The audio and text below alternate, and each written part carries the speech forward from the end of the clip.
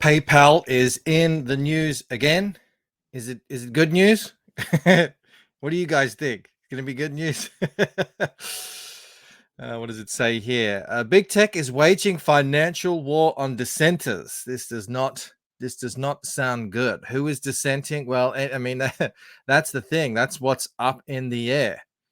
This is an article here on Spiked by Tom Slater. Yet another, and another. This goes back to oh my goodness, this goes back years. I'm going to say like 10 years this has been going on. He says, so now you could be deplatformed for railing against deplatforming, or so it would seem from PayPal's latest update to its ever-growing blacklist, which now includes the UK-based Free Speech Union. that sounds appropriate. Young notified last week, blah, blah, blah, blah. Of course, even at a swift glance, the output of, here it is. The policy is primarily concerned with illegal or dodgy financial activities. That's what they say, but also prohibits those relating to the promotion of hate, violence, racial, or otherwise forms of intolerance. Why is this an issue? I'm not out there being hateful.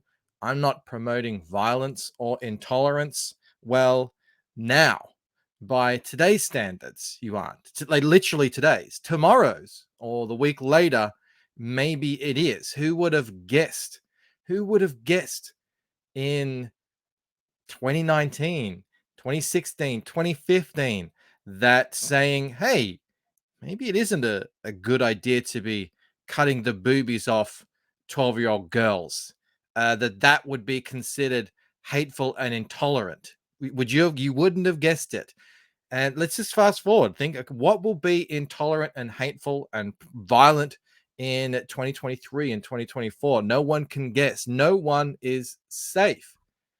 And that's what they're saying here. This free speech union, there's nothing in there that would say otherwise. What does it say? FSU is often having to stick up for entirely sensible people who just happen to believe that, say, biological sex is real, or that we should be free to mock religion. The whole biological sex thing, that's gone.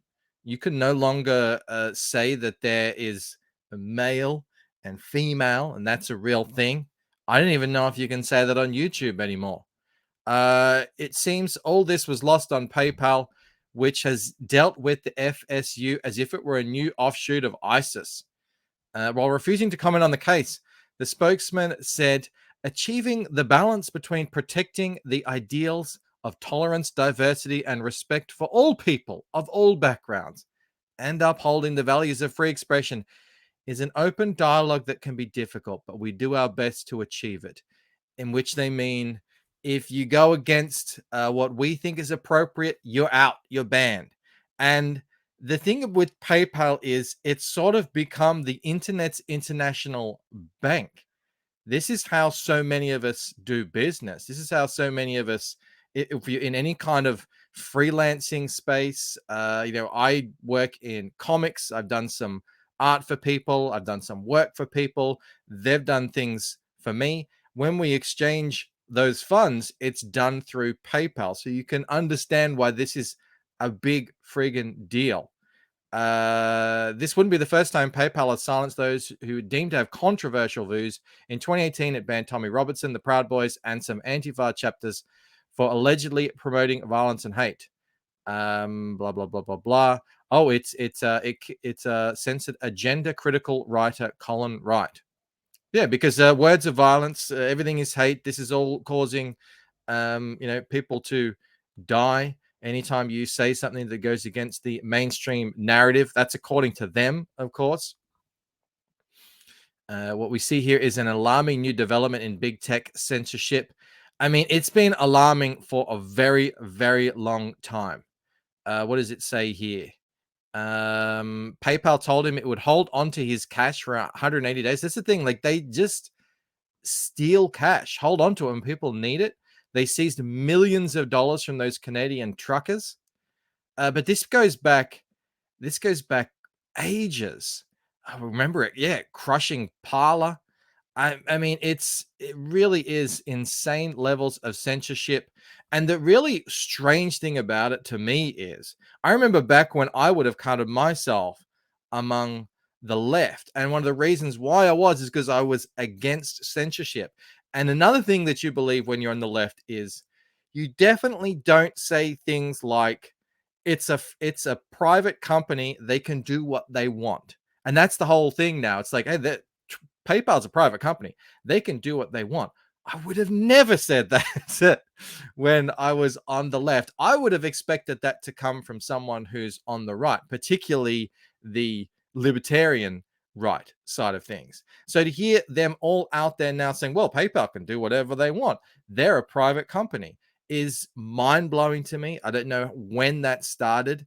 The people mischaracterize what conservatives think. Conservatives actually don't mind sensible regulation to a degree. It's not like pure libertarians like get rid of all regulation whatsoever.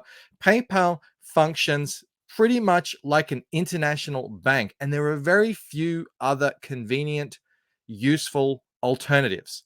It's sort of got a monopoly here on this. So most people understand that, yeah, there should be some level of regulation when it comes to a bank. And, one of those things I imagine might be, hey, you can't just steal people's money and close their accounts because they're saying something online you don't like. That isn't really actually hurting anyone. It does definitely fall into free speech. I googled, no, I googled. I searched for PayPal on Twitter. I like this. It comes up with the PayPal account, championing. That's God. That's a hard word to say. Possibilities for all in need. Need help? Tweet us. And there's the Free Speech Union right there. What does Peter from Sweden say? He says PayPal is shutting down people because of political opinions. Now imagine that the only cash is a central bank digital currency. Think how easy it will be for the state to punish dissidents by banning them from buying or selling, just like that. Just like that. Here's someone who's closing their PayPal account. Here's, and I don't even know if we can say this on YouTube. Here's gays against greeters, but not spelt greeters with two O's and an M. Just in, while we're not allowed to conduct business on PayPal, guess who is? An organization that offers support for these people. We're not talking about global maps. We're not talking about people who make school supplies for people who are studying geography. This is a whole different kind of map. And look at that.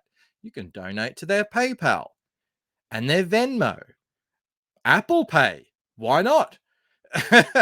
This is the upside down world that we find ourselves operating in as small business owners, as people who want to support creators or people doing things. This is where we are in 2022.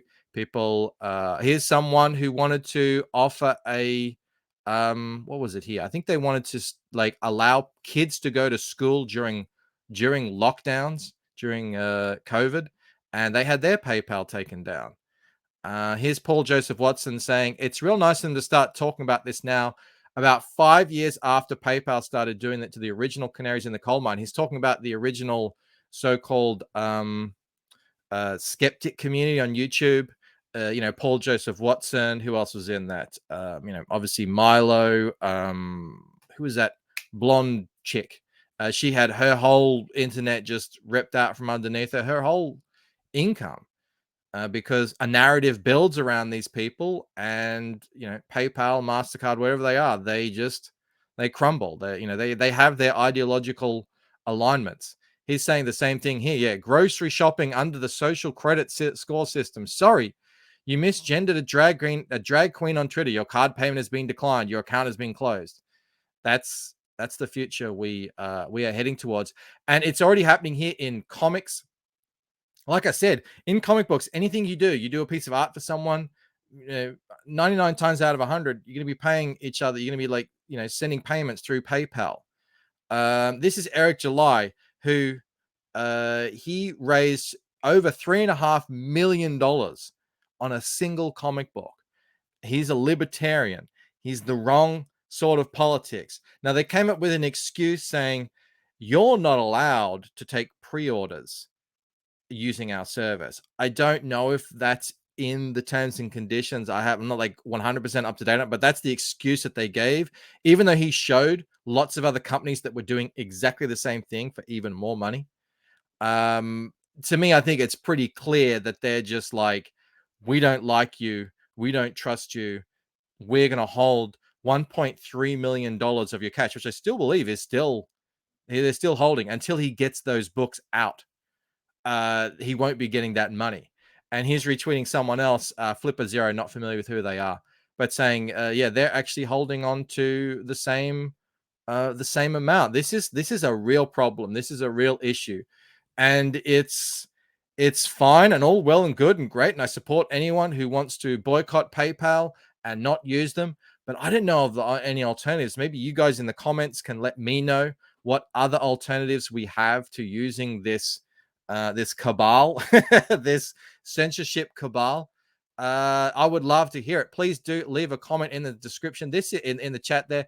This is disturbing stuff, and it's just ramping up, and it won't ever stop because the Overton window is jumping around all over the place. Who knows what next week will be considered hateful, violent, intolerant speech? No one knows. That's the thing. That's the whole problem. No one knows. It seems to be up to a handful of people.